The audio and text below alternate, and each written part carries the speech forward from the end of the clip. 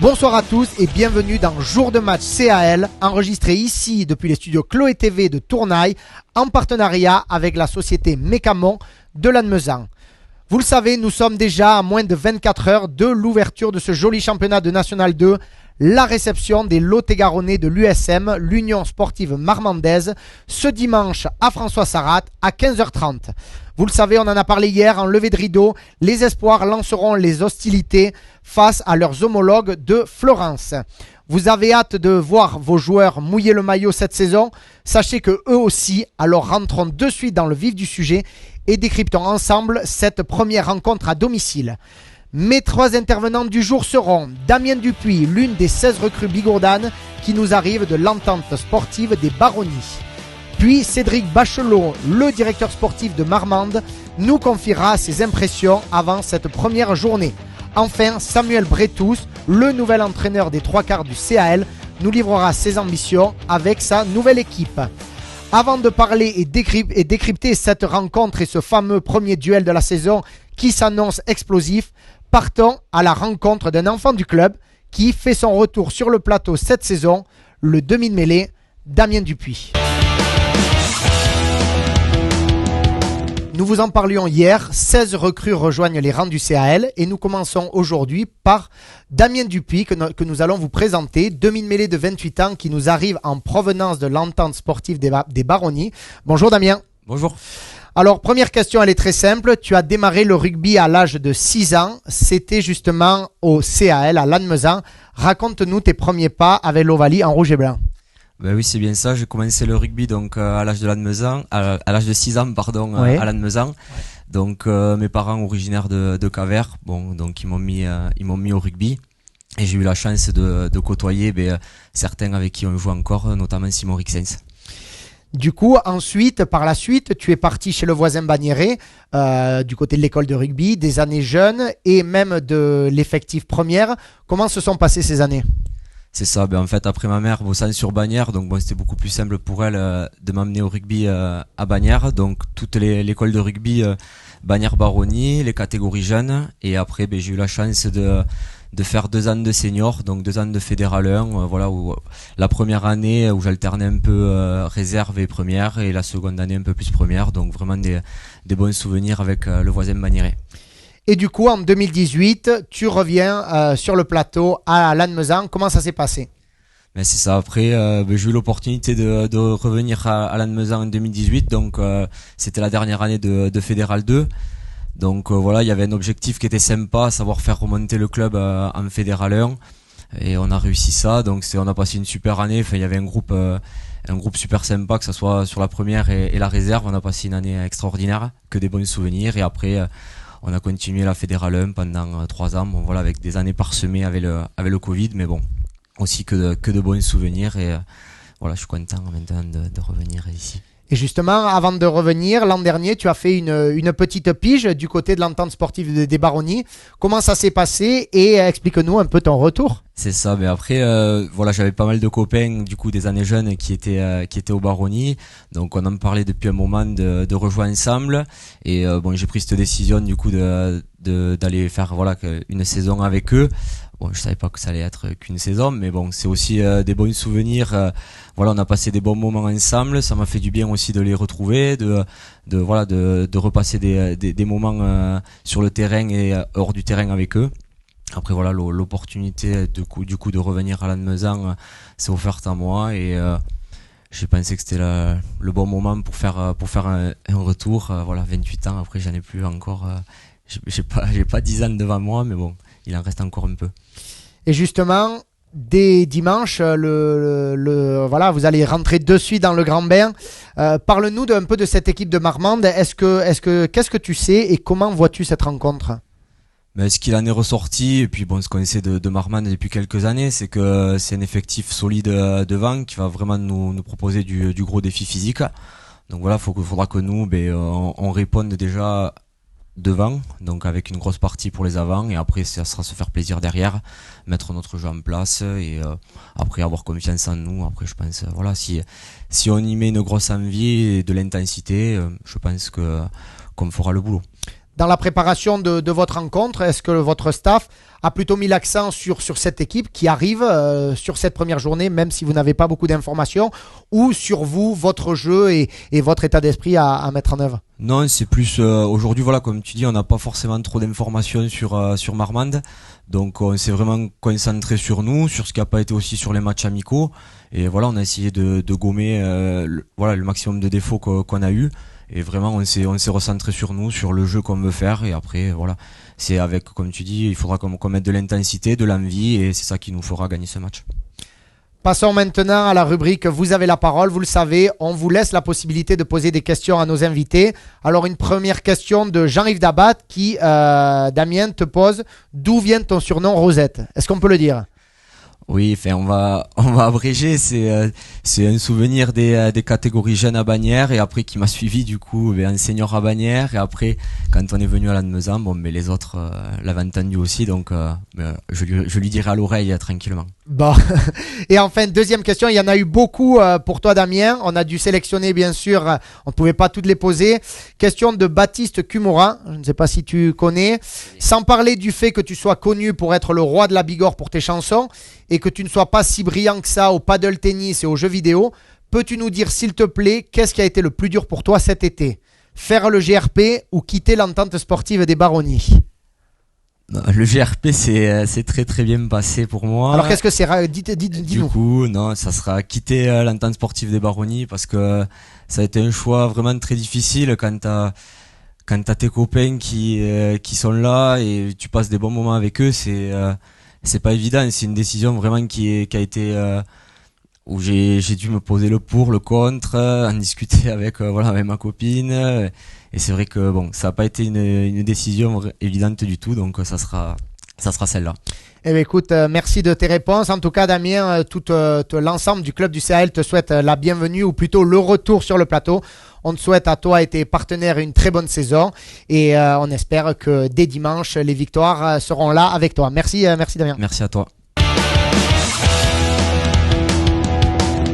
Revenons quelques minutes sur les résultats des deux équipes lors de l'édition la saison précédente, avec bien sûr le CAL, vous ne l'avez pas oublié.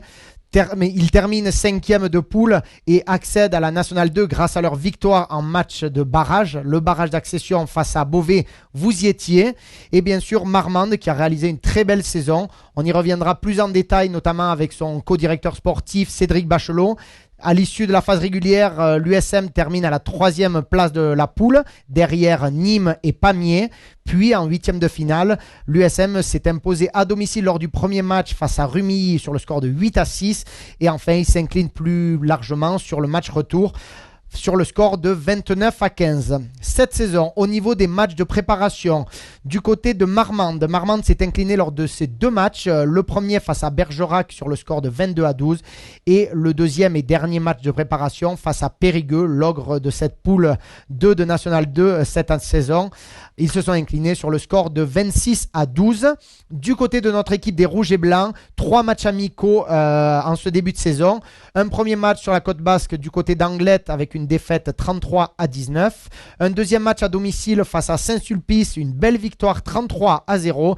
Et enfin, un dernier match de préparation face au voisin Bagnères, le Stade Bagnérais, une victoire sur le score de 3-0. Après avoir posé le décor, maintenant on peut enfin rentrer dans le vif du sujet en partant en quelques clics du côté du Lot-et-Garonne à la rencontre de Cédric Bachelot, l'un des co-directeurs sportifs de l'US Marmande.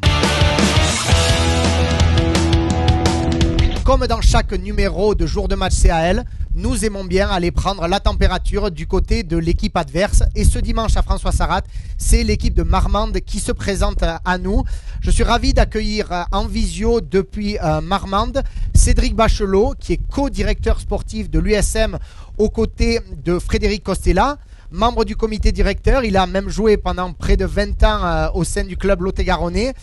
Il a sous sa houlette le duo d'entraîneurs Jérémy Dumont pour les avants et Baptiste François pour les lignes arrières. Bonjour Cédric.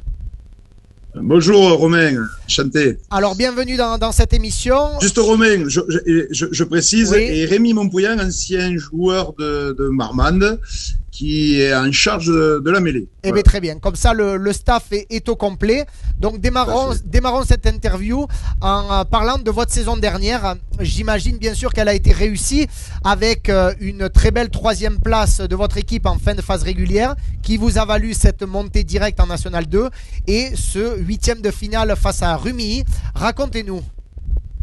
Alors Romain, pour te résumer, en 2 mots tout simplement, donc avec le nouveau staff en place, saison dernière, on a renouvelé l'effectif à hauteur de quasiment sous presque 70%, donc pas évident pour démarrer une saison avec un gros renouvellement à hauteur de 70%. Donc il faut savoir une chose, c'est qu'on a eu un début de saison poussif, après 2 matchs amicaux qui s'étaient avérés concluants.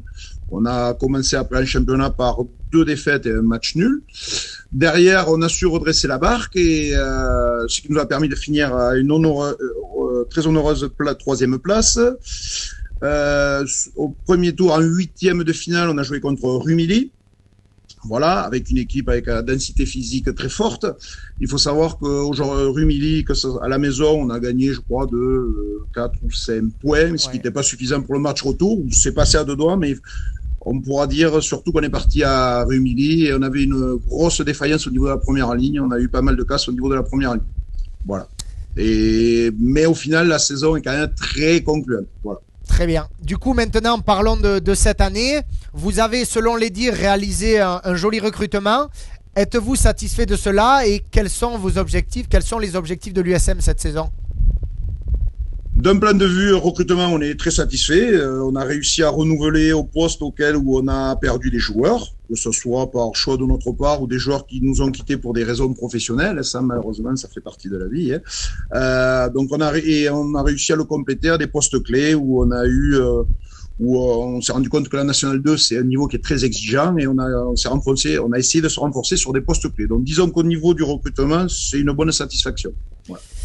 Parlons de votre préparation estivale et de vos matchs d'intersaison. L'année dernière, ils avaient été plutôt concluants et un début de saison un peu manqué, même bien manqué. Cette année, comment ont été les matchs amicaux? Alors, ce début de saison, donc on a commencé les entraînements avec tous les nouveaux joueurs début juillet, qui fin juillet s'est conclu par un stage de début de saison sur la Teste pendant 3 jours où ça s'est super bien passé. Bon, je ne cache pas qu'on n'a pas fait que du rugby, c'est pas non plus le but. Et puis apprendre à se connaître entre nous, avec le staff, les joueurs entre eux. Ça s'est super bien passé. Derrière, ils ont eu une pause de 15 jours. Ensuite, on a repris sérieusement à compter de 4 entraînements par semaine. Et suite à cela, on a enchaîné 2 matchs amicaux. Un à Bergerac, club qui vient de monter en Fédéral 1 qui s'est soldé par une défaite avec un match qui est totalement oublié. Voilà, pour être très clair, les compteurs les plus courts des fois sont les meilleurs. Et ensuite, derrière, à la maison, on a reçu Périgueux, qui est à mon goût est une des équipes du haut de tableau, ce qui se fait de mieux en National 2 à ce jour. Voilà, donc ça a été un peu plus concluant, surtout sur les phases de touche, de mêlée, mais disons qu'il y a des points sur lesquels ça a été beaucoup moins concluant. Voilà, donc et ça s'est soldé à nouveau par une défaite. Contrairement à comme je vous ai dit l'année dernière, on a démarré par 2 victoires. Mais là, disons qu'on a démarré par 2 défaites. Donc je ne vous cache pas que pour se mettre à la tête à l'endroit, c'est pas la meilleure des solutions. Et au-delà de ça, en plus, on enchaîne de la caste. Voilà. Pour vous dire, on a de la caste et à des postes clés. Donc, sincèrement, on n'est pas dans des bonnes dispositions. Mais bon, on va tout faire pour ce week-end. Voilà. Je l'imagine et on l'imagine tous. Alors, justement, pour parler de dimanche, que savez-vous de notre équipe du CAL? À quel match, tout simplement, vous attendez-vous dimanche? Tout simplement, je vais vous dire, démarrer un match à la Nemezan, on sait très bien aller aux Pyrénées, à quoi s'attendre. Ça va être du jeu rugueux, grosse densité physique devant. Et on sait très bien que sur les phases statiques, ils vont nous attendre et il va pas falloir se sortir. Je vous le dis sincèrement. Donc, on va essayer de s'accrocher aux branches et puis essayer de résister tant bien que mal. Et comme je vous dis, je réinsiste dessus, et c'est surtout qu'on n'est pas, alors sans jouer dans la langue de bois, mais on vient avec pas mal de casse et en plus, surtout notamment en première ligne. Et je peux vous dire ce qu'on sait de la Lannemezan, vu que vous venez de me le demander, on sait qu'ils ont fait un recrutement qui est assez dense devant et je sais qu'on va être attendu là. Et que derrière, ils sont quand même aussi équipés au niveau de la ligne 3/4. Donc, on sait que ça va être très difficile. Donc, je vous cache pas que démarrer pour un premier match à la Lannemezan, même s'il n'y aura pas d'équipe facile dans ce groupe, parce que, comme je vous ai dit, la Nationale 2, c'est un niveau très exigeant, mais on ne démarre pas par la meilleure des confrontations. Voilà. Justement, c'est drôle que vous me parliez de ça parce que maintenant, cette année, à chaque émission, nous donnons la parole à nos téléspectateurs, voire à nos supporters. Et nous avions pour vous une question de Gérard, un fidèle supporter du CAL, qui vous demande, Cédric, ici sur le plateau, nous aimons supporter chaleureusement et avec passion notre équipe, vous devez le savoir. Est-ce que vous pensez sincèrement que démarrer la saison ici à Lannemezan est une bonne ou une mauvaise chose? Bon match et à dimanche. Pour faire très court, donc déjà, pour répondre à Gérard, démarrer à la Lannemezan, je vais vous dire, c'est un très bon baromètre pour un petit peu jauger à quel niveau on va être. Et je peux vous dire qu'il va falloir qu'au niveau de l'engagement, on y soit, parce que sinon, c'est pas qu'avec une défaite qu'on va repartir. On va repartir avec une défaite et la soute pleine. Ça, on sait très bien à quoi s'y attendre. La Lannemezan, ça triche pas, je vous le garantis, ça triche pas. Pour y avoir joué, c'est les clubs où des fois on a pu croire qu'on pouvait les accrocher, et puis vous repartez avec la musette pleine. Donc je sais très bien à quoi s'attendre. Et je peux vous dire que les joueurs, le message, on va leur faire passer parce qu'on sait qu'il va falloir s'accrocher fortement. Voilà. Eh bien, écoutez, en tout cas, merci beaucoup, Cédric Bachelot, d'avoir répondu à toutes nos questions. On vous souhaite, bien sûr, comme à toutes les équipes adverses, un très bon match dimanche, que le meilleur gagne et surtout la bienvenue sur le plateau. Merci, Cédric. Ok, Romain, merci et à bientôt. À bientôt.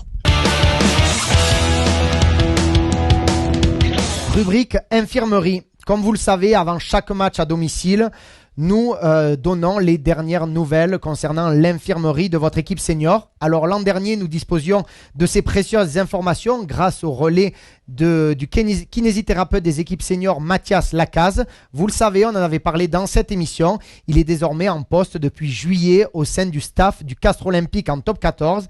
Et sachez qu'il disputera sa première rencontre officielle en top 14 ce 17 septembre prochain, donc dans une semaine, une dizaine de jours, à l'occasion du match UBB Castres, bien sûr. Toute la famille du CAL lui souhaite une magnifique expérience avec les Bleus et Blancs.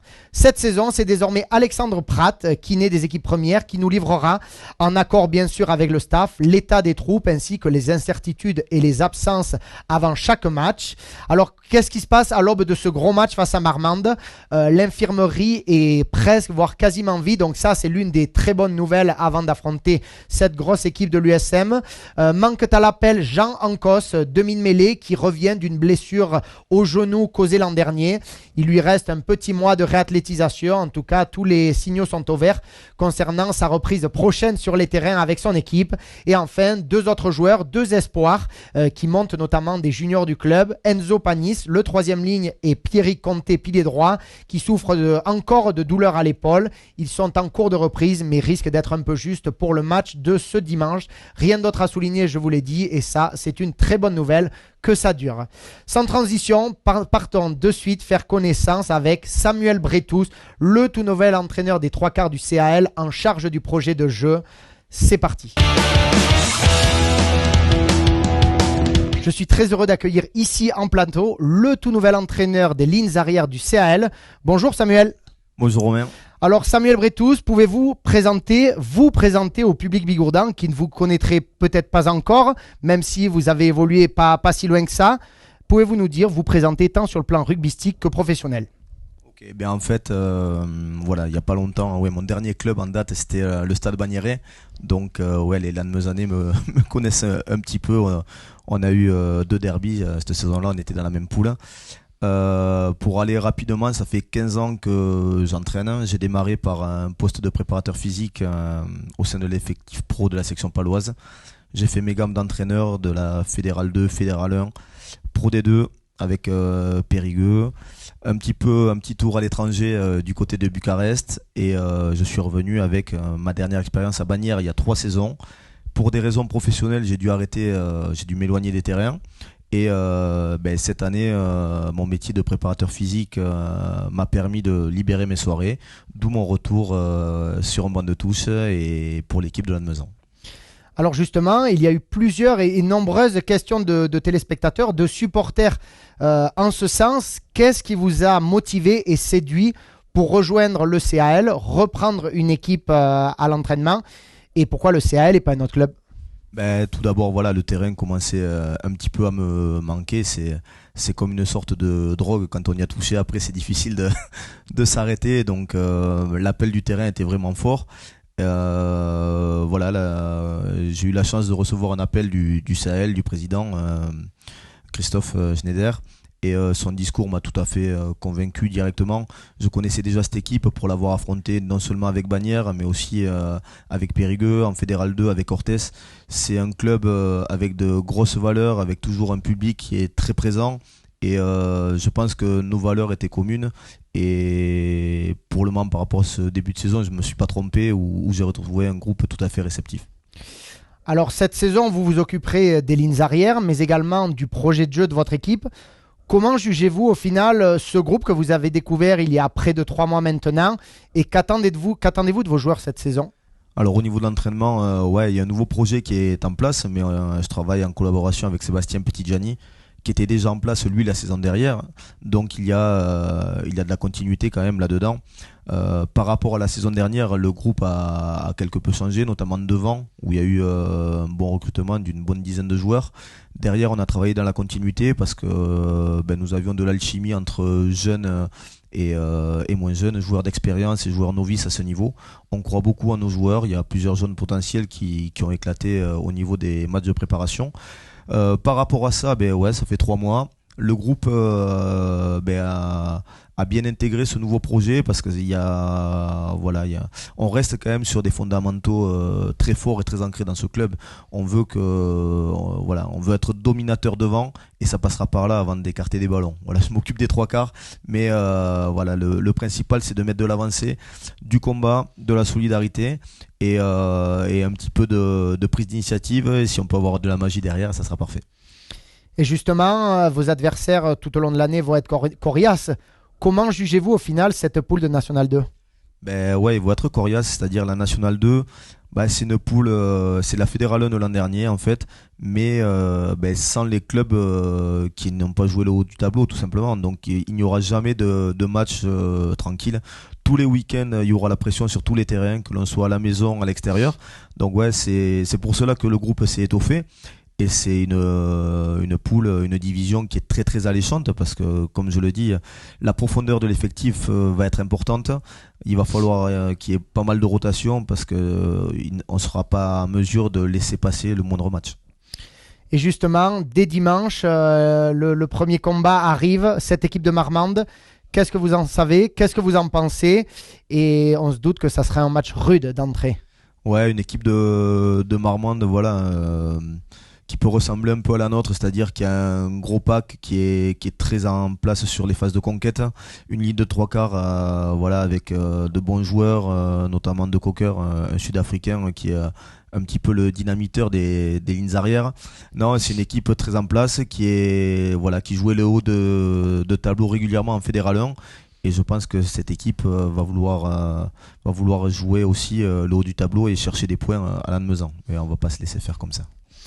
Très bien, on passe maintenant à notre chronique. Vous avez la parole. Et Samuel, les questions ont été très très nombreuses pour vous. Je ne sais pas si c'est parce que vous venez de chez le voisin ou parce que vous connaissez beaucoup de monde. En tout cas, on n'en a pu en sélectionner que 2. La première, c'est une question d'Elisabeth Duquin, une supportrice du CAL. Comment vous considérez-vous comme entraîneur? Plutôt directif, exigeant, participatif ou autre? Merci et bonne saison en rouge et blanc. C'est jamais facile de parler de soi, mais on va dire un entraîneur qui s'adapte en fait. C'est-à-dire on va jouer sur tous les modes de management.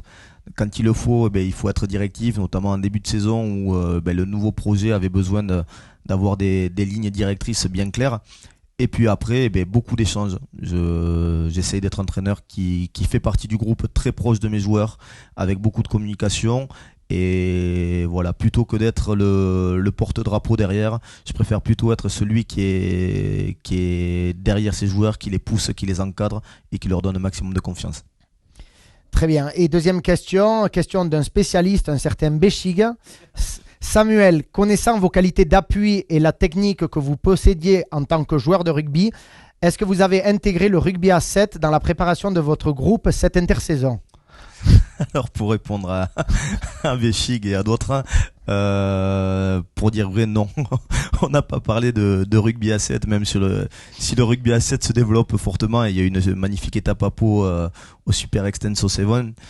Non, il n'y a pas eu de rugby à 7, même si c'est très très bon pour la technique individuelle des trois quarts. Eh bien écoutez, en tout cas, merci beaucoup Samuel pour votre franchise. On vous souhaite au nom du club, bien sûr, le bienvenu sur le plateau. On vous souhaite une excellente saison à vous et à Petitgiani. Et bien sûr, des belles victoires et une belle saison. Et tout le public sera derrière vous. Merci beaucoup Romain. Et puis voilà, hâte d'être à François Sarrat ce week-end pour vivre de l'intérieur l'ambiance du premier match à la maison. À dimanche. C'est la fin de ces 2 premiers épisodes Jour de match CAL, saison 2, version 2022-2023. Nous espérons de tout cœur que ça vous fait plaisir de nous retrouver. En tout cas, nous sommes impatients de démarrer cette aventure 2022-2023 avec vous. C'est désormais aux joueurs de mouiller le maillot dès demain avec enlevé de rideau les espoirs à 13h30 face à Florence et bien sûr le match de l'équipe Fagnon face à Marmande à partir de 15h15. Nous espérons que vous serez nombreux demain au stade François Sarraute. À demain les amis et n'oubliez pas, ici c'est le plateau.